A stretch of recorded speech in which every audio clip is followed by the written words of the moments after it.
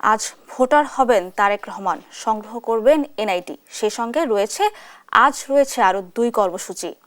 প্রথমে সকাল 11টায় ঢাকা বিশ্ববিদ্যালয় এলাকার নজরুল ইসলামের কবরের পাশে শায়িত শরীফ ওসমান হাদির কবর জিয়ারতে যাবেন তিনি। এ সময় তার সঙ্গে থাকবেন বিএনপি মহাসচিব সহ দলের সিনিয়র নেতারা।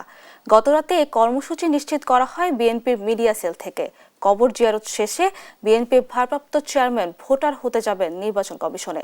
পরে জুলাই গণ অভ্যুত্থানে আহতদের খোঁজ খবর নিতে যাবেন রাজধানীর পঙ্গু হাসপাতালে।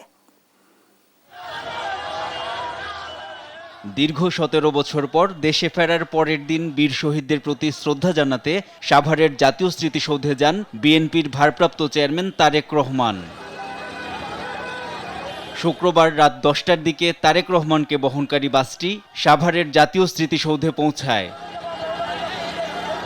এ সময় জাতীয় স্মৃতিসৌধে বীর শহীদদের প্রতি শ্রদ্ধা নিবেদন করেন তারেক রহমান। পরে স্মৃতিসৌধ পরিদর্শন বইয়ে স্বাক্ষর করেন তিনি।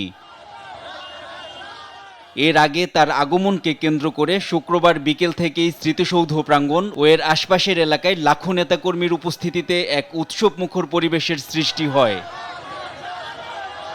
প্রিয় নেতাকে একনজর দেখতে এবং তাকে স্বাগত জানাতে ঢাকা আরিচা মহাসড়কের নবীনগর থেকে শুরু করে স্মৃতিসৌধের প্রধান ফটক পর্যন্ত ছিল জনারণ্য।